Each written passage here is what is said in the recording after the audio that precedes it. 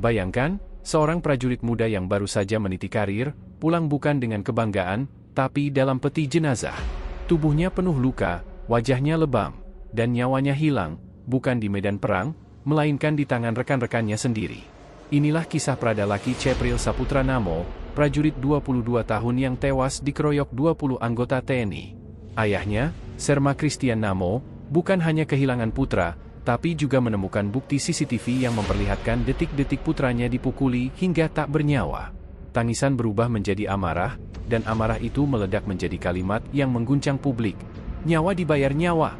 Bubarkan negara ini kalau kalian berani menutupinya. Bagaimana rekaman CCTV itu akhirnya terbongkar? Dan sang ayah, seorang prajurit aktif, berani menantang siapapun yang mencoba membungkamnya? Inilah kisah penuh duka, kemarahan, dan perjuangan mencari keadilan. Ayah Pradalaki bongkar CCTV, 20 anggota kroyok sadis, fakta baru terungkap. Selamat datang di channel Bicara Saja. Mari kita lanjut ceritanya. Hari itu, udara di halaman rumah sederhana keluarga Namo di Medan terasa berat. Serma Christian Namo, seorang prajurit aktif yang telah lama mengabdi untuk negara, duduk dengan tatapan kosong di kursi kayu tua. Di depannya, foto sang putra, Pradalaki Cepril Saputra Namo, terpajang dengan pita hitam di sudutnya. Suasana duka belum benar-benar reda, tetapi gelombang amarah perlahan menggerus kesedihannya.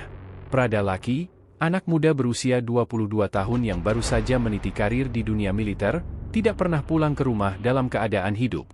Ia bukan gugur di medan pertempuran, bukan pula korban kecelakaan, melainkan tewas di tangan rekan-rekannya sendiri.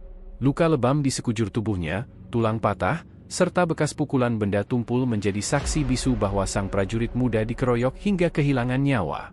Laki mati bukan karena takdir biasa, desis Christian dengan rahang mengeras. Dia mati karena kebiadaban. Di ruang tamu, istri Christian hanya bisa menangis pelan, memeluk seragam terakhir milik anaknya yang kini penuh noda darah. Beberapa tetangga datang memberi penghiburan, namun tidak ada yang mampu meredakan amarah di dada seorang ayah sekaligus prajurit. Kabar bahwa 20 anggota TNI ditetapkan sebagai tersangka sudah beredar.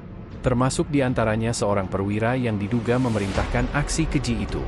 Namun bagi Christian, kabar itu belum cukup. Ia tahu, masih banyak yang ditutupi. Sebagai prajurit, ia paham betul bagaimana sistem bisa bekerja untuk melindungi nama baik institusi.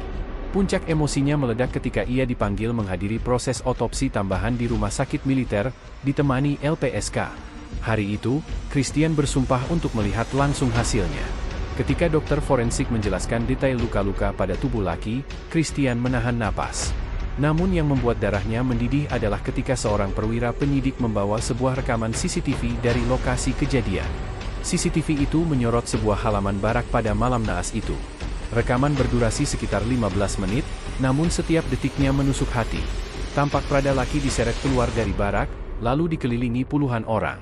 Sorak-sorai, suara teriakan, dan pukulan bertubi-tubi terdengar. Tubuh laki mencoba bertahan, namun tenaga belasan orang membuatnya tak berdaya. Pukulan bertubi, tendangan, hingga hantaman benda keras menghujani tubuhnya. Hingga pada menit ke-10, tubuhnya mulai limbung, dan akhirnya tergeletak tak bergerak. Christian berdiri gemetar. Wajahnya memerah, napasnya tersengal. Semua orang di ruangan itu menunduk. Ini bukan lagi penganiayaan biasa, suaranya parau tapi keras. Ini eksekusi. Mereka membunuh anak saya seperti hewan. Perwira penyidik mencoba menenangkan, namun Christian tak bisa dibendung. Kalian lihat dengan mata kepala sendiri. 20 orang. 20. Nyawa anak saya dihajar habis-habisan, dan kalian masih mau bilang ini kecelakaan disiplin? Ia menatap layar dengan mata berkaca-kaca. Dalam rekaman itu, ada wajah-wajah yang jelas.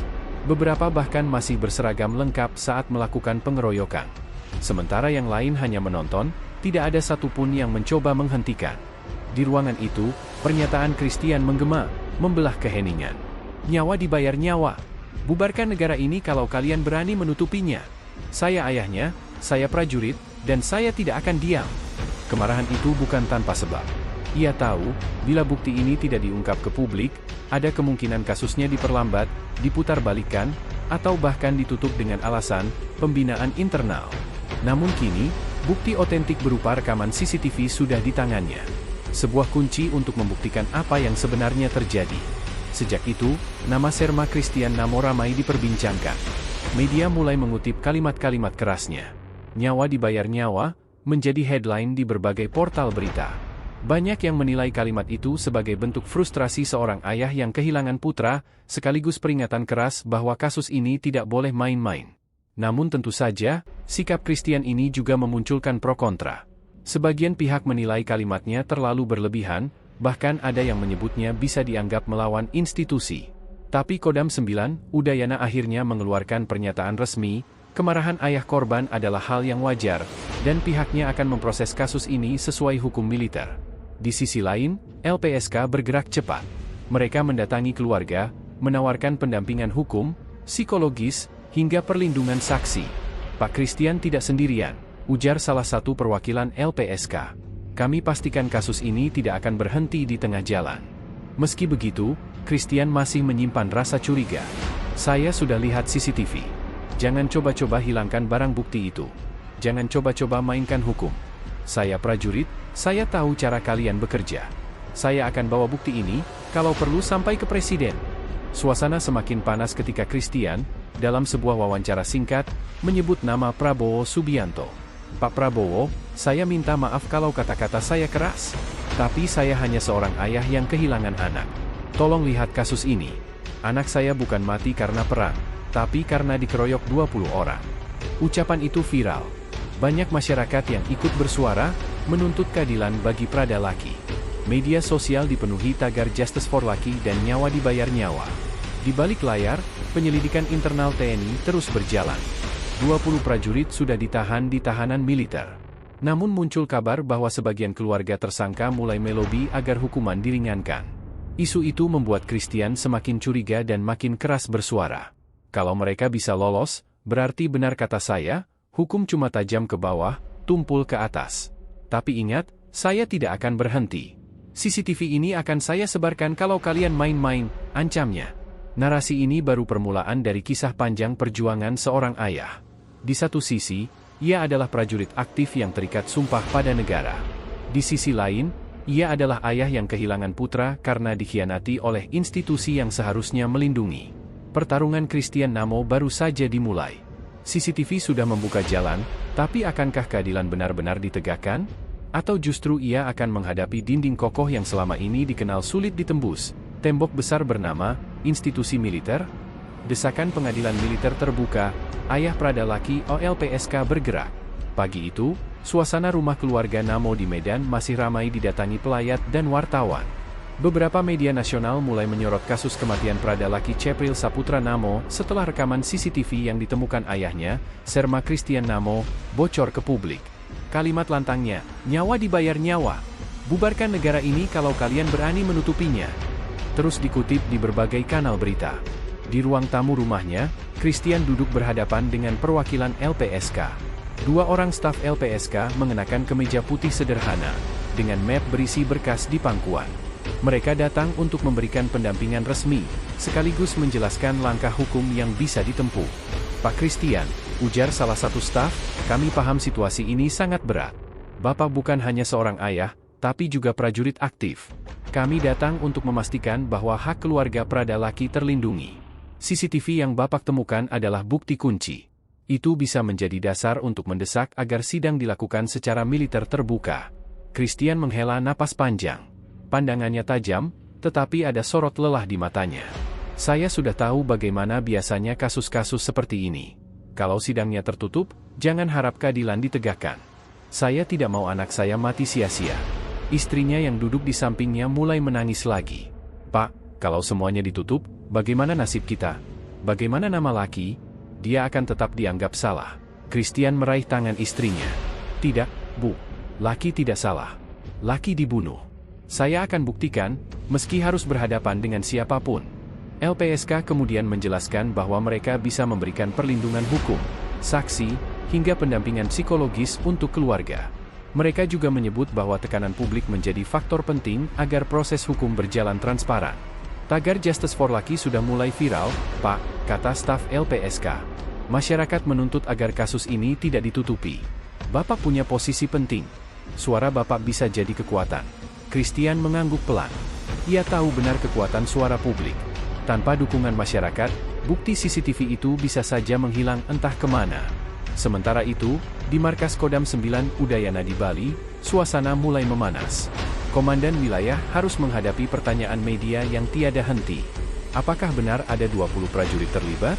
Apakah benar ada seorang perwira yang memerintahkan pengeroyokan? Juru bicara Kodam hanya menjawab diplomatis, kami sudah menahan 20 anggota yang terlibat, termasuk seorang perwira. Proses hukum militer sedang berjalan. Kami juga memahami kemarahan ayah korban. Itu wajar. Kami berkomitmen untuk transparan. Namun di balik pernyataan resmi itu, muncul desas-desus bahwa beberapa perwira senior tidak ingin kasus ini dibawa ke ranah publik. Ada kekhawatiran besar, jika kasus ini dibuka secara terang-terangan, wibawa institusi akan tercoreng. Isu itu sampai ke telinga Christian. Malam itu, di rumahnya, ia menerima telepon dari seorang rekan sesama prajurit. Suaranya berbisik, seolah takut ada yang mendengar. "Chris, hati-hati. Ada yang tidak mau sidangnya terbuka. CCTV itu kunci, jangan sampai hilang. Simpan baik-baik." Christian menatap layar ponselnya dengan sorot dingin. Ia tahu, peringatan itu bukan main-main. Ada taruhannya. Bukan hanya keadilan untuk anaknya, tapi juga keselamatan dirinya dan keluarga. Beberapa hari kemudian, Christian dipanggil menghadiri rapat internal di sebuah ruang pertemuan Kodam. Di sana hadir pejabat militer, perwakilan LPSK, dan beberapa penasihat hukum. Rapat itu membahas kelanjutan proses hukum. Seorang perwira senior dengan suara berat berkata, "Serma Christian, kami paham perasaan Bapak sebagai ayah.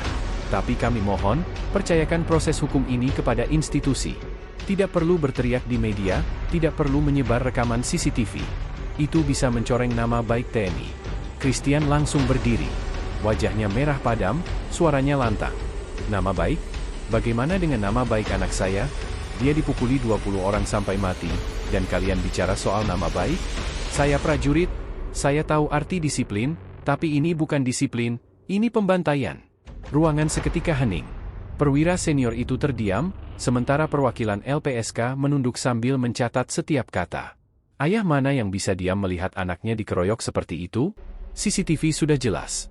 Kalau kalian mau menutupinya, silakan. Tapi saya pastikan, saya yang akan membukanya, tambah Christian sambil menepuk meja keras-keras. Perwakilan LPSK kemudian ikut bersuara. "Kami mendesak agar kasus ini dibawa ke pengadilan militer terbuka. Biar masyarakat bisa melihat langsung prosesnya. Kalau tertutup, kepercayaan publik akan runtuh." Beberapa perwira mulai gelisah. Sebagian mengangguk setuju, sebagian lain hanya menghela napas berat. Mereka tahu, desakan ini akan memicu badai besar. Malam harinya, Christian duduk sendirian di beranda rumahnya. Angin malam Medan bertiup pelan. Ia menatap langit, membayangkan wajah anaknya. Laki dulu sering duduk di sampingnya, bercerita tentang mimpi-mimpi kecilnya. "Ayah, kalau aku jadi prajurit, aku mau bikin ayah bangga," kata laki suatu ketika. Kini, kata-kata itu terngiang lagi, membuat dadanya sesak. "Laki," gumam Christian, "ayah janji, ayah akan buat mereka membayar. Ayah tidak peduli siapa yang terlibat, entah perwira, entah temanmu sendiri. Semua akan ayah bongkar." Tangannya mengepal kuat. CCTV yang disimpan dalam flash disk kini terasa seperti senjata. Senjata yang bisa melawan kebungkaman, tapi juga bisa menjadi ancaman bagi keselamatannya. Keesokan harinya, publik digegerkan oleh sebuah wawancara singkat di televisi. Christian tampil dengan wajah tegas, matanya tajam. Ia berbicara langsung ke kamera. "Saya, Serma Christian Namo, ayah Pradalaki. Saya punya bukti rekaman CCTV yang menunjukkan anak saya dikeroyok 20 orang sampai mati. Saya minta kasus ini disidangkan secara terbuka. Kalau tidak, saya sendiri yang akan sebarkan bukti ini ke publik. Saya tidak takut. Nyawa anak saya sudah hilang. Apalagi yang harus saya takutkan?" Wawancara itu viral. Dukungan publik semakin besar. Tagar Justice for Lucky dan sidang terbuka memuncaki trending. Mahasiswa, aktivis HAM, hingga ormas mulai menyuarakan dukungan. Mereka menuntut transparansi. Namun di balik dukungan itu, bayangan ancaman mulai muncul. Christian tahu, langkahnya akan membuatnya berhadapan dengan kekuatan besar. Pertanyaannya kini, akankah suara seorang ayah dan bukti CCTV mampu menembus tembok kokoh institusi? Atau justru, perlawanan ini akan menyeretnya pada bahaya yang lebih besar? Bukti CCTV jadi taruhan nyawa, ancaman mulai menghantui keluarga Pradalaki. Malam itu, rumah keluarga Namo di Medan tidak pernah terasa begitu sepi sekaligus mencekam. Sejak wawancara Sherma Christian Namo ditayangkan di televisi nasional, perhatian publik benar-benar tertuju padanya. Dukungan datang dari berbagai arah, aktivis, mahasiswa, bahkan masyarakat umum. Namun, di balik itu, bayangan ancaman juga mulai menyelinap. Christian duduk di ruang tengah. Di tangannya, sebuah flash disk hitam kecil yang berisi rekaman CCTV, bukti paling berharga yang pernah ia miliki. Ia memandangi benda itu seolah sedang memegang nyawa anaknya sendiri. Baginya, ini bukan sekadar barang elektronik, melainkan kunci pembuka keadilan. "Pak, simpan baik-baik itu," suara istrinya lirih, penuh ketakutan. Kalau orang-orang itu benar-benar tidak mau kasus ini terbuka, mereka pasti akan mengejar flash disk itu. Christian mengangguk. Ia tahu betul risiko yang kini dihadapinya. Sebagai prajurit, ia paham bagaimana sistem bekerja. Informasi bisa dimanipulasi, barang bukti bisa hilang, bahkan orang bisa dibuat bungkam. Keesokan paginya, 2 orang staf LPSK kembali datang ke rumah. Mereka membawa kabar baru. Pihak LPSK akan mengajukan permintaan resmi agar kasus Prada Lucky disidangkan secara terbuka. "Pak Christian, dukungan publik sudah sangat besar. Kami yakin, dengan bukti CCTV ini, sulit bagi siapapun untuk menutup kasusnya. Tapi Bapak harus berhati-hati. Ada kemungkinan besar Bapak akan mendapat tekanan, bahkan ancaman," ujar staf LPSK itu dengan serius. Christian hanya tersenyum miris. "Saya sudah siap. Saya ini prajurit. Hidup dan mati sudah biasa. Tapi kali ini, saya berjuang bukan untuk negara, melainkan untuk anak saya." Namun benar saja, tak lama setelah itu, ancaman mulai datang. Awalnya berupa pesan singkat di ponselnya. "Berhenti bicara di media, atau keluargamu yang jadi korban." Kemudian telepon gelap tanpa suara. Hingga suatu malam, Christian mendapati pagar rumahnya dicoret dengan cat merah, "Diam atau mati." Istrinya panik. "Pak, kita lapor polisi saja. Kita tidak aman di sini." Tapi Christian menepuk bahu istrinya. "Tenang, Bu. Selama ayah masih ada, tidak akan ada yang berani menyentuh kalian. Mereka pikir saya akan mundur? Tidak. Ancaman hanya membuat saya semakin yakin, mereka memang ingin menutup kasus ini." Di sisi lain, suasana di markas Kodam 9, Udayana kian panas. 20 prajurit yang ditahan mulai menjalani pemeriksaan intensif. Namun kabar burung menyebut ada tekanan internal untuk melindungi beberapa nama besar yang terlibat. Seorang perwira menengah, yang dikenal dekat dengan keluarga tersangka, dikabarkan melobi agar kasus ini tetap berada di ranah tertutup. Bahkan ada upaya untuk mengaburkan rekaman CCTV dengan alasan teknis rusak. Kabar itu sampai ke telinga Christian lewat seorang rekannya yang masih aktif di Kodam. Malam itu, rekan tersebut menemuinya diam-diam. "Chris, kamu harus hati-hati. Ada yang berusaha menghapus bukti CCTV.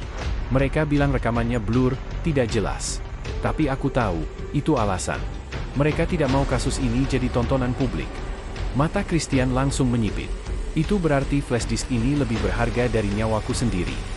Tak mau tinggal diam, Christian mulai mencari dukungan eksternal. Ia menghubungi beberapa aktivis HAM dan wartawan investigasi.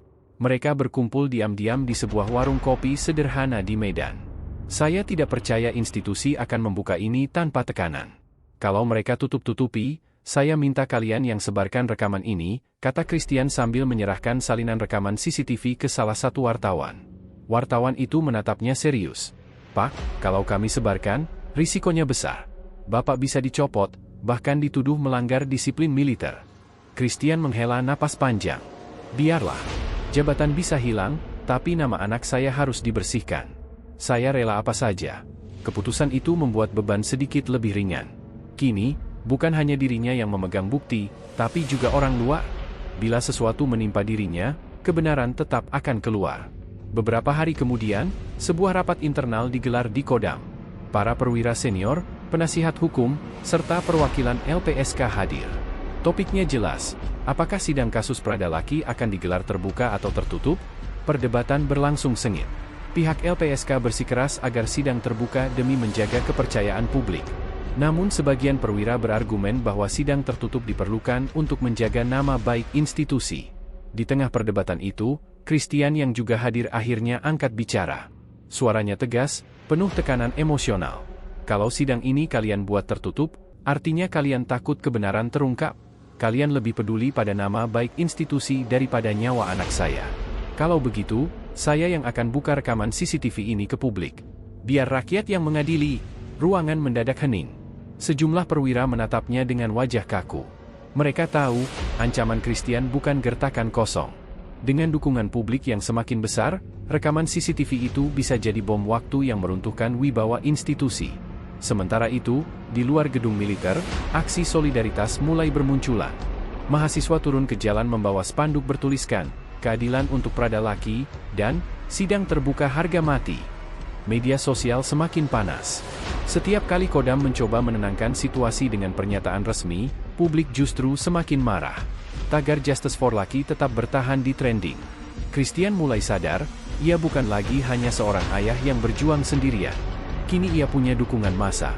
Tapi justru karena itulah, taruhannya semakin besar. Malam itu, ketika ia pulang dari sebuah pertemuan dengan LPSK, Christian mendapati rumahnya dalam keadaan gelap. Lampu-lampu padam. Ia masuk dengan langkah hati-hati.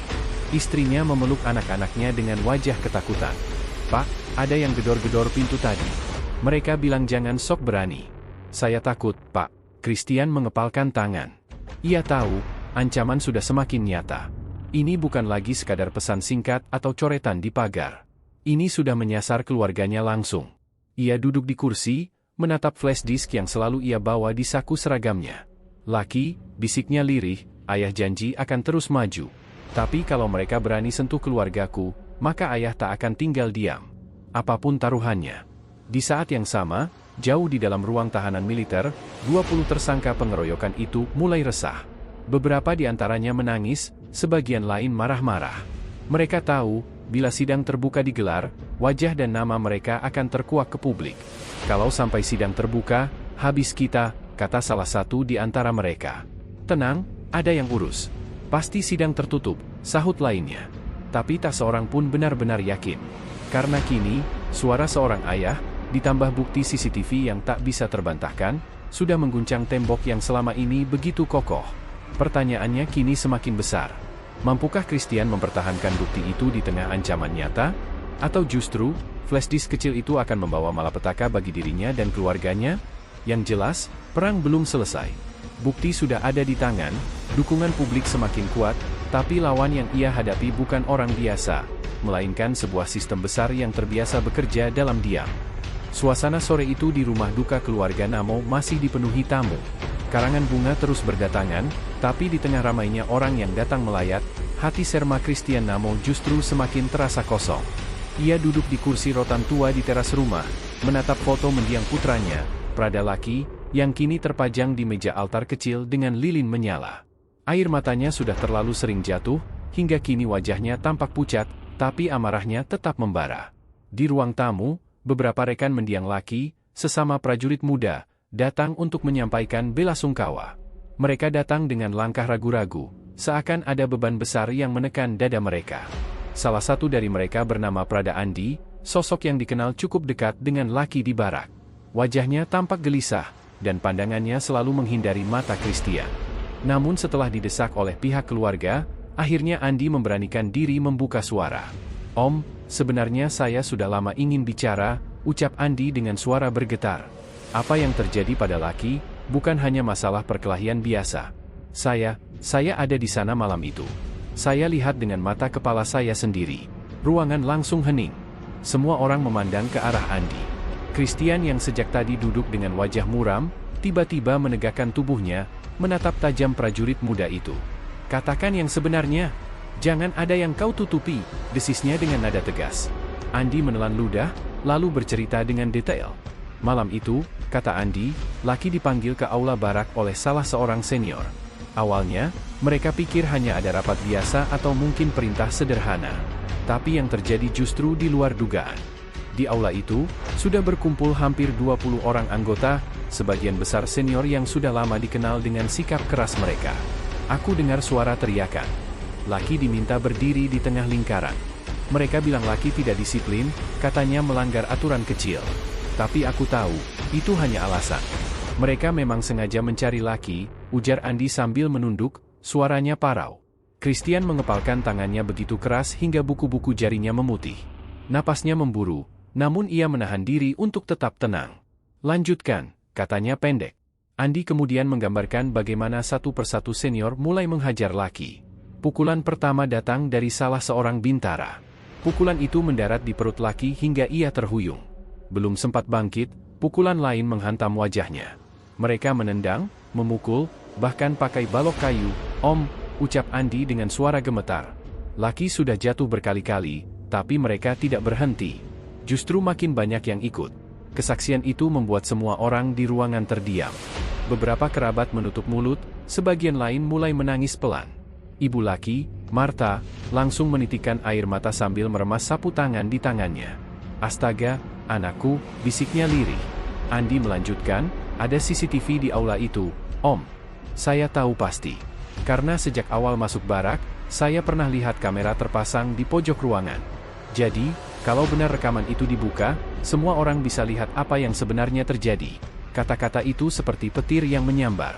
Christian berdiri mendadak, wajahnya penuh emosi. "Jadi benar ada CCTV? Kenapa mereka bilang tidak ada? Kenapa bukti ini disembunyikan?" serunya dengan nada geram.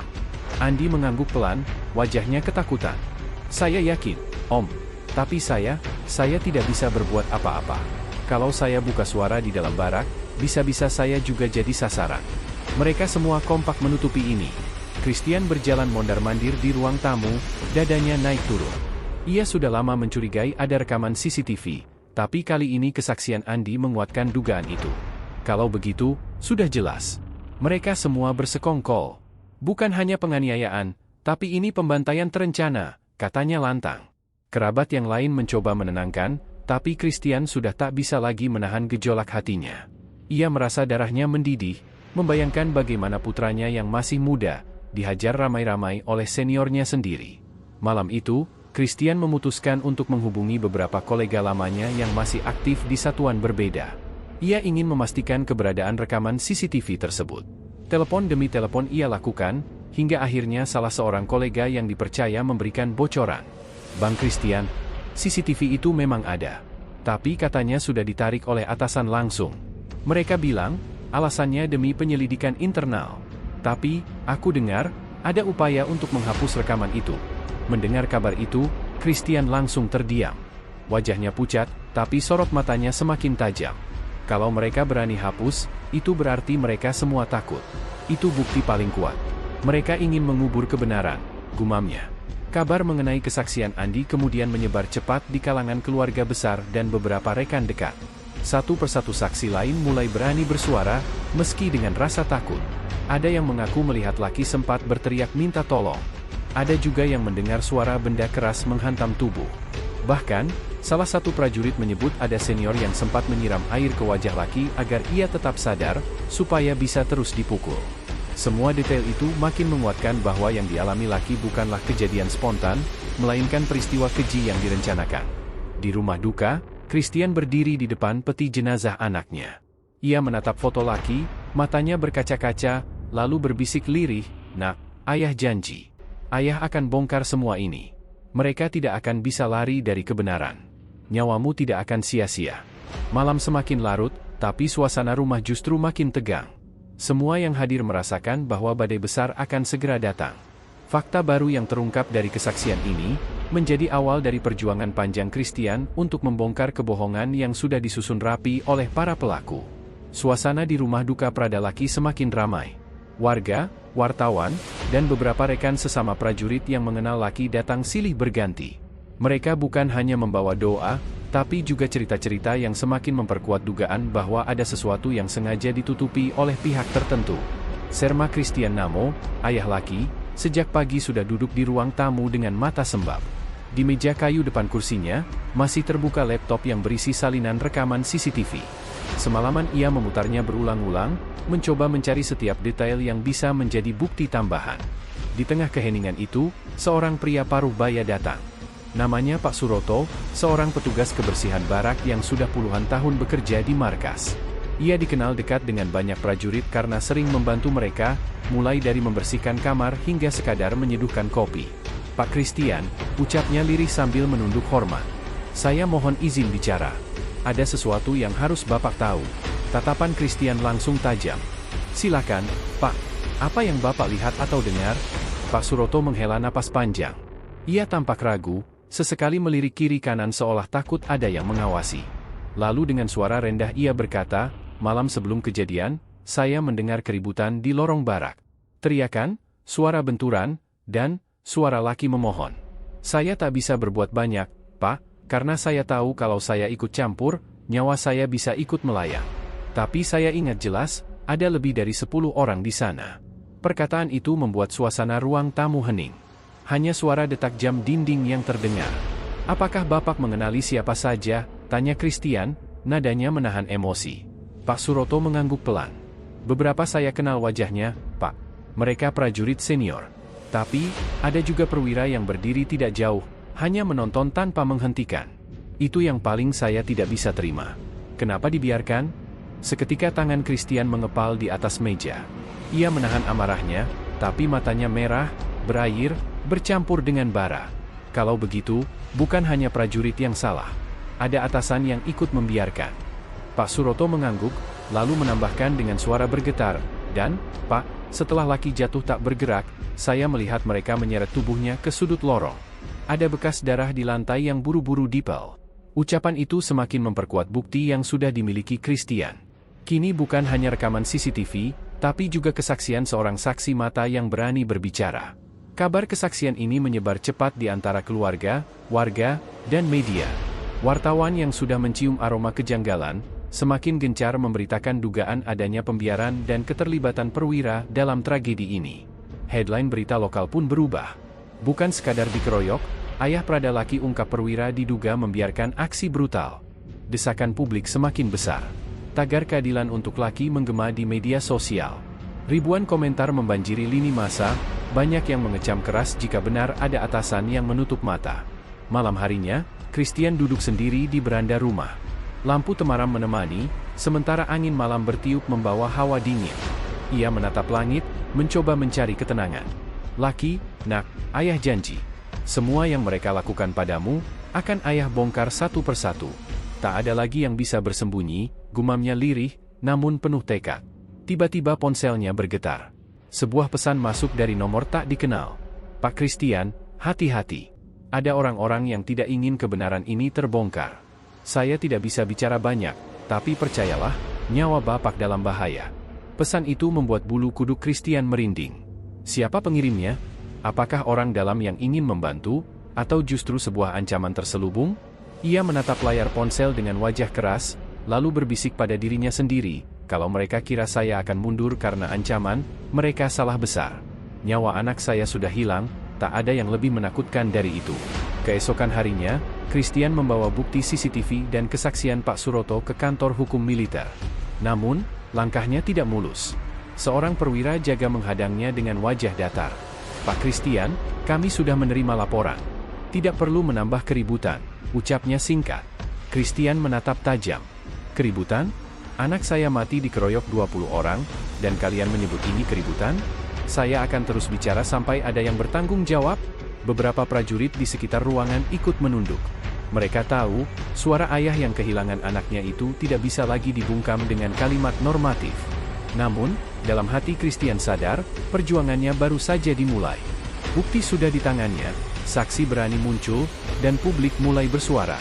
Tapi di balik semua itu, ada kekuatan besar yang berusaha menutupi kebenaran. Dan ia bersumpah, apapun risikonya, ia akan menjadi tembok terakhir yang menjaga nama baik anaknya. Matahari mulai meninggi di Jakarta, sinarnya menembus gedung-gedung tinggi yang sibuk dengan aktivitas sehari-hari. Namun di balik hiruk-pikuk itu, ada satu keluarga yang masih terjebak dalam lingkaran duka dan amarah. Serma Christian Namo, ayah Pradalaki, masih berjuang keras agar kematian anaknya tidak ditutup-tutupi. Setelah seminggu penuh berkeliling dari markas ke markas, dari rumah duka ke rumah tokoh masyarakat, langkah Christian kini membawanya ke gedung Komisi Nasional Hak Asasi Manusia, Komnas HAM. Wajahnya tampak tegas, meski sorot matanya masih menyimpan luka mendalam. Di tangannya ia menggenggam map coklat berisi salinan rekaman CCTV dan sejumlah bukti lain yang berhasil ia kumpulkan. Pak, apakah benar ini terkait kasus penganiayaan Pradalaki? Tanya seorang wartawan yang sudah menunggu di depan pintu masuk Komnas HAM. Christian mengangguk singkat, lalu menjawab dengan suara berat, ya. Saya datang ke sini bukan hanya untuk anak saya, tapi juga untuk seluruh prajurit muda yang sering dijadikan korban kekerasan. Saya ingin ada keadilan. Kalimat itu langsung menjadi bahan berita. Mikrofon dan kamera mengarah padanya. Namun Christian tak berlama-lama, ia melangkah masuk bersama dua pengacara publik yang mendampinginya. Pertemuan dengan Komnas HAM. Di ruang rapat sederhana, Christian duduk berhadapan dengan beberapa komisioner. Ruangan itu hening sesaat, hanya suara AC yang terdengar samar. Salah satu komisioner, seorang pria berusia sekitar 50 tahun bernama Pak Ridwan, membuka percakapan. Pak Christian, kami sudah mendengar sekilas tentang kasus ini dari media. Namun kami ingin mendengar langsung dari Bapak, apa yang sebenarnya terjadi. Christian menghela napas panjang, lalu membuka map coklatnya. Ia mengeluarkan beberapa lembar foto hasil tangkapan layar dari CCTV yang ia salin. Gambar-gambar itu memperlihatkan sekelompok prajurit dengan seragam loreng sedang mengeroyok seseorang di sebuah ruangan barak. Ini anak saya, Prada Laki. Dia dikeroyok oleh lebih dari 20 orang prajurit. Mereka memukul, menendang, bahkan menggunakan kursi lipat untuk menghantam tubuhnya. CCTV ini membuktikan semuanya. Tapi anehnya, di laporan resmi, penyebab kematian disebutkan hanya karena sesak napas akibat kelelahan. Apa itu masuk akal? Pak Ridwan memandang foto-foto itu dengan wajah serius. Kami akan memeriksa bukti ini lebih lanjut. Kalau memang benar ada penghilangan fakta, maka ini masuk kategori pelanggaran HAM serius. Desakan dari publik. Sementara itu, di luar gedung Komnas HAM, massa mulai berkumpul. Mereka berasal dari organisasi mahasiswa, LSM, hingga warga biasa yang tergerak hatinya setelah melihat berita di televisi. Spanduk dan poster terangkat tinggi. Keadilan untuk Prada Laki. Stop kekerasan dalam TNI. Transparansi atau bubarkan. Terikan mereka menggema, membuat suasana sekitar menjadi semakin panas. Polisi lalu lintas sibuk mengatur jalan agar tidak macet total. Christian yang baru keluar dari ruang pertemuan kembali disambut sorakan dukungan. Beberapa orang bahkan mendekat dan menyalaminya. Tetap semangat, Pak. Kami bersama Bapak, kata seorang mahasiswa sambil menepuk bahunya. Mata Christian berkaca-kaca. Ia tidak pernah menyangka dukungan rakyat akan sebesar ini. Namun di sisi lain, ia tahu bahwa perjuangan masih panjang. Tekanan ke Mabes TNI. Di markas besar TNI, suasana tidak kalah tegang. Berita tentang Christian yang membawa bukti ke Komnas HAM membuat para petinggi harus menggelar rapat darurat. Mereka sadar, kasus ini tidak lagi bisa ditutup rapat-rapat. Publik sudah menaruh perhatian besar, dan jika salah langkah, citra institusi bisa runtuh. Seorang jenderal bintang 3 terlihat gusar. Kalau ini terus dibiarkan, kepercayaan rakyat kepada kita akan hilang. Kita harus ambil langkah cepat sebelum situasi semakin kacau. Namun ada pula yang masih mencoba meredam. Kita jangan gegabah. Jangan sampai membuka aib internal terlalu lebar. Tapi kalau memang CCTV itu asli, mau tak mau kita harus proses hukum prajurit-prajurit yang terlibat. Malam penuh doa. Malam harinya, Christian kembali ke rumah. Istrinya, Marta, menunggu dengan wajah cemas. Di meja ruang tamu, foto laki dengan senyum khasnya masih terpajang, dikelilingi bunga segar yang dibawa tetangga. Bagaimana hasilnya di Komnas HAM? Tanya Marta pelan. Christian menghela napas, lalu duduk di sampingnya. Mereka akan tindak lanjuti. Kita tidak sendirian, MA. Banyak orang yang ikut peduli. Tapi entah kenapa, aku tetap merasa waspada. Rasanya ada pihak yang ingin menghentikan langkah kita. Marta menggenggam tangan suaminya erat-erat. Apapun yang terjadi, kita harus teruskan. Jangan biarkan nyawa anak kita sia-sia. Christian mengangguk, lalu memandang langit-langit rumah dengan mata berkaca. Malam itu, ia berdoa lebih lama dari biasanya. Ia memohon kekuatan, bukan hanya untuk dirinya, tapi juga untuk keadilan yang ia perjuangkan. Bayang-bayang ancaman. Keesokan harinya, Christian menerima pesan singkat dari nomor tak dikenal. Berhenti cari masalah. Ingat keluargamu. Jangan sampai ada korban berikutnya. Pesan itu membuat darahnya mendidih. Namun ia tidak gentar. Justru ancaman itu semakin menguatkan tekadnya bahwa apa yang ia lakukan adalah benar. Ia tahu, semakin ia mendekati kebenaran, semakin besar pula tekanan yang akan datang. Christian pun menyiapkan langkah berikutnya, membawa kasus ini langsung ke DPR RI, agar kasus laki menjadi perhatian nasional dan tidak bisa lagi diabaikan. Malam itu, di sebuah ruang gelap berpendingin udara di markas Yonif 133 BS Padang, sekelompok perwira tengah duduk melingkar. Di atas meja kayu tua, Berkas-berkas laporan menumpuk, berserakan bersama cangkir kopi yang sudah dingin. Suasana ruang rapat itu bukan lagi formal seperti biasanya, melainkan tegang dan penuh kecemasan. Mayor Samsul Hadi, salah satu pejabat senior di batalion, mengetukkan jarinya ke meja. Ini tidak bisa terus dibiarkan. Video CCTV sudah bocor ke tangan keluarga Pradalaki. Kalau mereka bawa ke publik, habis kita. Suasana hening. Seorang kapten muda, Kapten Arif, menghela napas panjang. Pak, keluarga Laki sudah menuntut ke Mabes TNI N. Apalagi ayahnya, Serma Christian Namo, orang lama juga. Dia tahu cara menekan sistem. Kalau ini benar-benar terbongkar, bukan hanya prajurit pelaku, kita semua yang ada di rantai komando bisa kena. Semua saling pandang. Malam berdarah di barak beberapa minggu lalu kini menjadi hantu yang terus menghantui markas. Kilas balik, malam pengeroyokan. CCTV yang dibongkar oleh ayah Pradalaki memang memperlihatkan sesuatu yang lebih dari sekadar perkelahian antar prajurit. Video itu menyingkap fakta bahwa lebih dari 20 anggota terlibat dalam pengeroyokan, dengan jelas memperlihatkan mereka memukuli Laki yang tidak berdaya. Laki malam itu baru selesai menjalani latihan fisik. Tubuhnya letih, wajahnya pucat. Ia bahkan sempat duduk di ujung ranjang barak sambil menahan sesak. Beberapa rekan mengaku ia sudah tampak sakit sejak pagi, namun tetap dipaksa ikut latihan oleh senior. Sekitar pukul 22, sekelompok senior masuk. Mereka berteriak, memanggil nama Laki. "Hei, kesini kau! Jangan pura-pura lelah," teriak salah satunya. Laki bangkit dengan tubuh gemetar. Tapi bukannya diberi kesempatan menjelaskan, ia malah ditendang hingga terjatuh. Pukulan demi pukulan mendarat di wajahnya. Tendangan keras mengenai perut. Beberapa dari mereka bahkan menggunakan sabuk dan kursi lipat. CCTV merekam semuanya, gerombolan berseragam loreng yang menutup wajah dengan kain, tapi masih jelas dikenali. Dan yang paling mengejutkan, ada satu sosok perwira muda yang hadir malam itu. Ia tidak ikut memukul, tapi juga tidak menghentikan. Ia hanya berdiri, menatap, lalu pergi begitu saja. Inilah yang membuat kasus ini semakin rumit, rantai komando terseret. Amarah ayah Laki.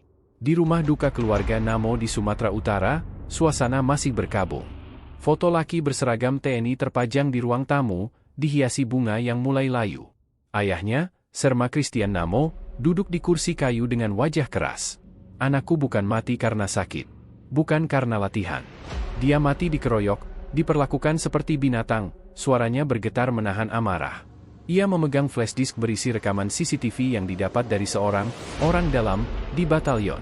Orang itu berani membocorkan karena tak tega melihat kasus ini coba ditutup-tutupi. "Kami akan lawan sampai habis. Kalau perlu saya sendiri yang buka semua aib ini ke media. Saya tentara juga, saya tahu aturan main. Nyawa dibayar nyawa." Istrinya, dengan mata sembab, mencoba menenangkan. Tapi amarah seorang ayah yang kehilangan anaknya mustahil bisa dipadamkan hanya dengan kata-kata. Tekanan dari masyarakat. Kabar bocornya CCTV sudah menyebar ke publik, meski baru dalam lingkaran kecil jurnalis investigasi. Beberapa media mulai memberanikan diri menulis berita dengan judul samar, "Kasus kematian prajurit muda Yonif 133 diduga ada unsur kekerasan." Di media sosial, tagar keadilan untuk Laki mulai naik. Warga mempertanyakan bagaimana bisa seorang prajurit muda tewas dengan luka-luka parah, tapi laporan resmi menyebutkan gagal jantung akibat kelelahan. "Kalau cuma kelelahan, kenapa ada lebam di sekujur tubuh?" tulis salah satu aktivis HAM. Di Padang, sekelompok mahasiswa melakukan aksi kecil di depan markas Yonif 133. Mereka membentangkan spanduk bertuliskan, "Stop kekerasan di barak. Usut tuntas kematian Pradalaki." Rantai komando dipertanyakan. Di Jakarta, Mabes TNI mulai panik. Nama-nama pejabat batalion masuk dalam laporan investigasi. Pertanyaan besar mulai mengemuka, apakah perwira-perwira ini tahu dan membiarkan? Kalau memang ada pembiaran, berarti bukan sekadar tindak pidana prajurit, tapi sudah sistemik, ujar seorang pengamat militer di sebuah wawancara televisi. Rantai komando adalah hal sakral di tubuh militer. Jika seorang bawahan melakukan kesalahan, atasan ikut bertanggung jawab. Dan inilah yang ditakuti banyak pihak. Jika kasus ini benar-benar dibuka lebar, maka karir beberapa perwira senior bisa hancur seketika. Misteri sosok perwira muda. Dari rekaman CCTV, terlihat jelas satu sosok perwira muda, yang diakini berpangkat Letnan II, masuk ke dalam barak saat pengeroyokan berlangsung. Ia hanya berdiri beberapa menit, melihat, lalu pergi tanpa melakukan intervensi. Ayah Laki menyoroti hal ini. Kalau dia benar perwira, kenapa tidak menghentikan? Itu artinya dia ikut membiarkan. Kalau dia diam, dia bagian dari pembunuhan ini. Misteri siapa perwira muda itu menjadi topik hangat di kalangan internal. Sebagian menyebut namanya sudah diketahui, tapi dilindungi. Sebagian lagi percaya dia hanya kambing hitam untuk menutupi nama-nama besar di atasnya. Kebuntuan hukum. Proses hukum berjalan lambat. Penyidik polisi militer, POM, TNI menyatakan masih mengumpulkan bukti. Namun, keluarga Namo tidak sabar. Kami sudah kasih bukti CCTV, kenapa masih dibilang kurang? Jangan-jangan mereka mau mengulur waktu sampai kasus ini dingin, ujar Sherma Christian dengan nada sinis. Beberapa anggota DPR mulai ikut bicara. Kasus ini tidak boleh berhenti di prajurit kecil. Harus ada pertanggungjawaban komando. Kalau tidak, kepercayaan rakyat ke TNI akan runtuh. Suasana barak yang mencekam. Sementara itu, di barak Yonif 133 sendiri, suasana mencekam. Para prajurit muda yang dulunya akrab kini saling curiga. Banyak yang ketakutan akan dipanggil sebagai saksi. Ada yang berbisik bahwa beberapa anggota senior sudah diamankan ke tempat lain untuk menghindari sorotan publik. Seorang prajurit yang dekat dengan Laki berbisik kepada rekannya, "Aku takut, bro. Kalau ketahuan aku cerita ke keluarga Laki, bisa-bisa aku juga yang jadi korban." Kehidupan di barak yang biasanya penuh disiplin kini berubah seperti penjara bayangan. Semua orang hidup dalam ketegangan, takut kebenaran keluar ke permukaan. Malam berdarah di barak Yonif 133 bukan hanya tentang pengeroyokan seorang prajurit muda. Di baliknya ada rantai komando, ada pembiaran, bahkan mungkin ada upaya menutup-nutupi yang melibatkan perwira. Ayah Laki sudah bertekad untuk tidak berhenti. Dengan bukti rekaman CCTV di tangan, ia siap melawan sistem yang mencoba membungkam suara keadilan. Namun, semakin ia melangkah, semakin besar pula bayangan hitam yang mengintai. Satu hal kini jelas, kasus ini bukan lagi sekadar urusan keluarga, tapi sudah menjadi uji integritas institusi. Apakah kebenaran akan benar-benar terbongkar? Atau justru tenggelam dalam permainan kekuasaan? Pagi itu, udara di Pengadilan Militer 208 Jakarta begitu tegang. Ratusan prajurit, keluarga korban, awak media, dan aktivis HAM telah memadati ruang sidang yang luas. Di barisan depan, duduklah Sherma Christian Namo, ayah almarhum Prada Laki, mengenakan seragam dinas lengkap. Wajahnya tegas, matanya tajam, namun sorotnya menyimpan bara amarah yang belum padam. Di depannya, 20 terdakwa prajurit yang diduga terlibat dalam pengeroyokan sadis terhadap putranya, duduk dengan kepala tertunduk. Sebagian mengenakan seragam loreng, sebagian lainnya sudah dilepaskan atributnya. Wajah-wajah mereka pucat, beberapa gelisah, dan lainnya justru terlihat mencoba menahan emosi. Majelis hakim masuk, dipimpin oleh seorang mayor jenderal dengan postur tegap. Palu diketuk 3 kali, membuka sidang. Sidang perkara tindak pidana militer dengan terdakwa dimulai. Suasana ruangan hening. Kamera media menyorot tiap detail, sementara pasukan pengamanan menjaga ketat agar tidak ada keributan. Bukti CCTV diputar. Jaksa militer maju membawa sebuah laptop dan proyektor. Yang mulia, hari ini kami menghadirkan bukti rekaman CCTV dari lokasi barak malam kejadian, ucapnya. Lampu ruangan diredupkan. Layar besar menampilkan video yang selama ini jadi perdebatan. Semua mata terpaku. Dalam rekaman, terlihat Prada Laki masuk ke barak, lalu disusul beberapa seniornya. Awalnya percakapan terdengar biasa, namun perlahan mulai memanas. Tiba-tiba, satu prajurit menendang dada Laki. Setelah itu, seperti rantai tak terkendali, belasan orang lain ikut memukul, menendang, bahkan menghantamnya dengan benda tumpul. Suara bentakan, teriakan, dan rintihan Laki memenuhi ruangan sidang. Suasana mendadak mencekam. Sherma Christian mengepalkan tangannya. Matanya memerah, napasnya berat. Ia hampir berdiri, namun ditahan oleh rekannya di samping. "Cukup, cukup, itu anak saya," teriak Christian dengan suara bergetar. Hakim segera meminta ketertiban, sementara beberapa hadirin menangis menyaksikan rekaman itu. Kesaksian mengguncang. Setelah bukti ditampilkan, jaksa menghadirkan saksi kunci, seorang prajurit bernama Prada Anton, teman dekat Laki yang selamat dari kejadian malam itu. Dengan suara gemetar, Anton bersaksi, "Saya ada di barak malam itu, Yang Mulia. Saya lihat sendiri, Laki dipukul bertubi-tubi. Dia sempat teriak, 'Ampun, jangan lagi, saya sakit.' Tapi tidak ada yang berhenti. Bahkan ada perintah dari salah satu senior untuk terus pukul sampai dia tidak bisa bangun. Kata-kata Anton membuat ruang sidang bergemuruh. Para keluarga korban menjerit, beberapa menutupi wajah karena tak sanggup mendengar. Hakim lalu memandang ke arah terdakwa utama, seorang sersan berusia 30-an. "Apakah benar Anda yang memberi perintah?" tanyanya tegas. Sersan itu diam lama. Keringat dingin menetes. Ia terbata-bata, "Saya hanya ikut-ikutan. Semua orang melakukannya. Kalau saya tidak ikut, saya bisa dianggap lemah." Jawaban itu membuat Christian berdiri. Dengan suara lantang ia berteriak, "Anakku bukan tempat kalian melampiaskan budaya brutal. Dia tentara muda yang seharusnya kalian lindungi, bukan kalian bunuh." Hakim kembali mengetuk palu, menenangkan sidang. Namun jelas, emosi sudah meluap. Christian tantang para pelaku. Setelah saksi selesai, hakim memberikan kesempatan bagi keluarga korban untuk bicara. Christian melangkah maju ke depan ruang sidang. Suaranya bergetar, tapi penuh wibawa. "Saya, Serma Christian Namo, ayah dari Pradalaki Cepril Saputra Namo. Hari ini saya berdiri di sini, bukan hanya sebagai ayah yang kehilangan anak, tapi juga sebagai seorang prajurit TNI yang masih aktif. Saya malu melihat kenyataan bahwa prajurit yang seharusnya menjadi saudara, justru berubah menjadi algojo bagi darah daging saya." Ia menoleh ke arah para terdakwa. "Saya ingin kalian menatap saya, tatap mata saya, jangan tunduk. Kalian ingat wajah anak saya? Kalian ingat bagaimana dia merintih minta tolong malam itu? Kalian ingat bagaimana kalian menendang tubuhnya yang sudah tak berdaya?" Para terdakwa terdiam. Beberapa menangis, beberapa tetap membeku.